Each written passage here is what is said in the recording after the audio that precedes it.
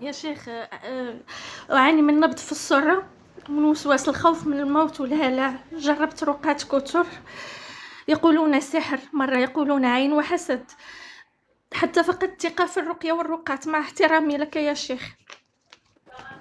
حتى أني طرقت باب الطب النفسي، أخذت أدوية كثيرة، أغلبها كانت تنومني وتفقدني الإحساس. زوجي أطال الله في عمره وحفظه بحفظه الكريم بدأ يتعلم الرقية، بدأ يرقيني بنفسه. الحمد لله. اسمح لي يا شيخ، فأنا متوترة قليلا. ولا يهمك، على مهلك، ولا يهمك. في رمضان يا شيخ الفائت ضاق بي الحال، ونصحني زوجي باستماع لرقية التعطيل، كنت أستمع لها حتى أنام. وبعدها عملت رقية مدة 7 أيام، كنت أرقي كأس ماء وأشربه مدة 7 أيام. تمام. رأيت حلمين يا شيخ، إذا قولي. سمحت لي. اي تفضلي قولي. الأول يا شيخ، حلمت أني في بيت قديم، بعض الشيء غير مسبوق، ليس ببيتي. رأيت في غرفتي كرجل طائر ضخمة، لم أرى الطائر، فقط رجل واحدة. ثم رأيت نفسي أخنق الجني، بسم الله الرحمن الرحيم، بيدي، وأقرأ آية الكرسي ولساني ثقيل بالقراءة. ثم نظرت إلى باب الغرفة المقابلة لي ورأيت جنيا آخر، وجهه أسمر بعض الشيء، وكنت أحمل في يدي مثل قنينة ماء، فبدأت أرش وجهه، وقال لي: هذا كل ما لديك؟ كان وجهه ينير شيئا فشيئا، ثم انتهى الحلم.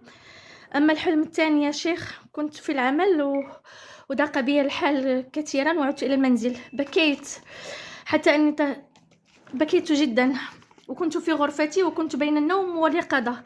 رأيت طائر الهدهد يدخل من نافذة الغرفة، وكانت الرؤية مثل الضباب، وكأنه دخان قليل. مددت يدي له كي يأتي عندي، ولكنه خرج من نفس النافذة. وبعدها مرضت كثيرا يا شيخ، ونقص وزني بشكل كبير. ثم تمام. رجعت إلى الدواء، وذهبت إلى الأخ ابن فلسطين وطلبت له أن أطلع جست معك يا شيخ. ابشري ابشري، الحمد لله انه انت طلعتي. طيب، الحمد لله. انا بعطيك طريقه، تمشين عليها في الرقيه، وتكون سهله جدا، تستمرين عليها بدون توقف، ولا تحتاجين احد، حتى زوجك ما راح تحتاجين مثل المولى سبحانه وتعالى. بالنسبه للرؤيه الاولى، شيخ، نعم. أقول لك شيء فقط. رأسي مؤخرا صار فيه مثل فتحة في رأسي، تقول لها تنسيم أو ما أعرف، اي نعم، مع اي نعم، نعم. رأسي طيب، انتهى إلى قسمين. طيب، ابشري ابشري. بالنسبه للرؤيه، اهلا يا ذهب.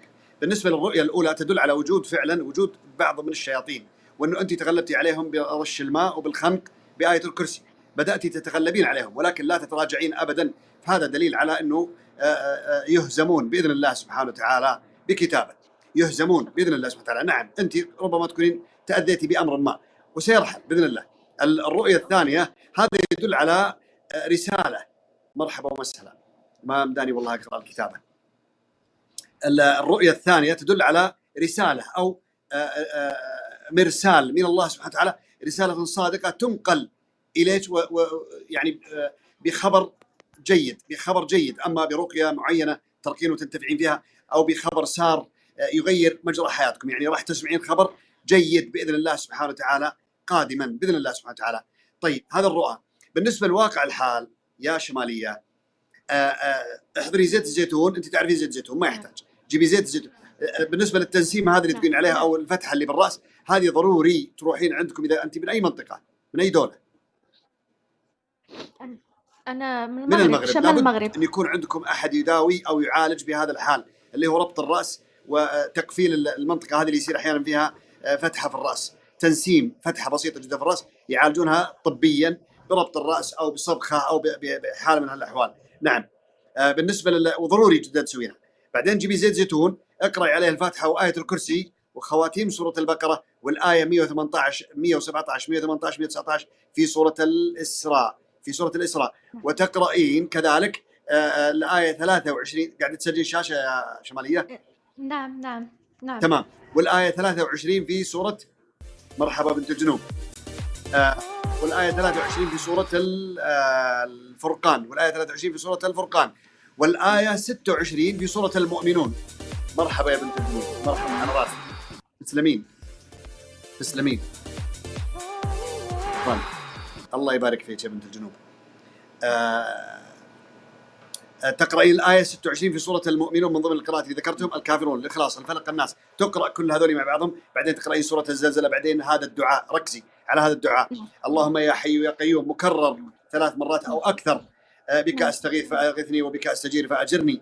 اللهم فك رهاني المرهونة من العين العائنة التي لم تذكر الله، من الإنس ومن الجن، من الرجال ومن النساء، من الأقارب ومن الغرباء. اللهم فك رهاني المرهونة من الأنفس الخبيثة الحاسدة، وفك رهاني المرهونة من السحر وعقده، ومن مس الشياطين وأذاهم انتقامهم، ومن سائر الأمراض والأسقام ما علمت منه وما لم أعلم، إن الله بصير بالعباد. حسبي الله ونعم الوكيل على من آذاني بعين أو بسحر أو بحسد ولم يتب إلى الله.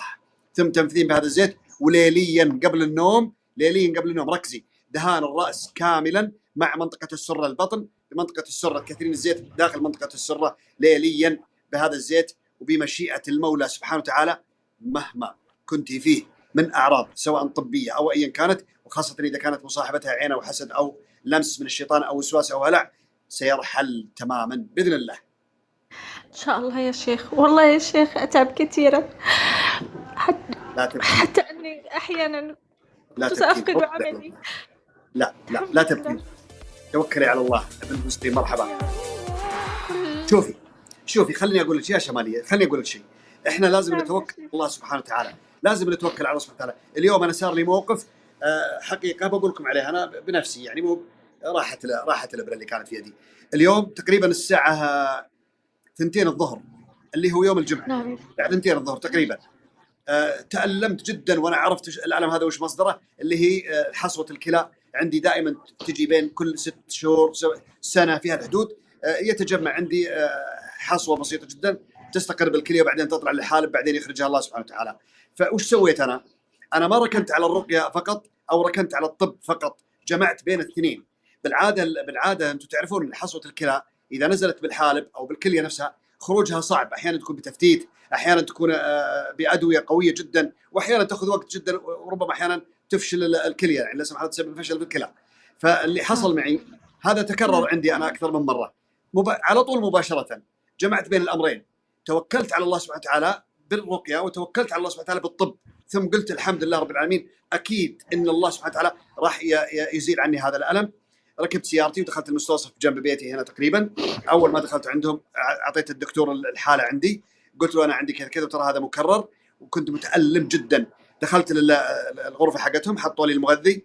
أثناء هم يركبون المغذي أنا أقرأ على نفسي الآية اللي أنا دائما أرشدكم عليها، اللي هو يسألونك عن الجبال فقل ينسفها ربي نسفا يذرها قاع صفصفا لا ترى فيها عوجا ولا أمتا. بعدين ادعو الله سبحانه وتعالى، يقول اللهم يا حي يا قيوم اجعل هذا الدواء لي شفاء، اللهم يا حي يا قيوم اجعل هذا الدواء لي شفاء. والله يا جماعة الخير يمكن ما تجاوزت بعد ما حطوا الإبرة حقتهم، ما تجاوزت ال 15 دقيقة، مع العلم أنها تأخذ لها بالساعات أصلا عشان تخرج. يمكن 15 دقيقة إلا استقر حالي تماما، طلعت من عندهم وخرجت الحصوة واستقر حالي من فضل الله سبحانه وتعالى.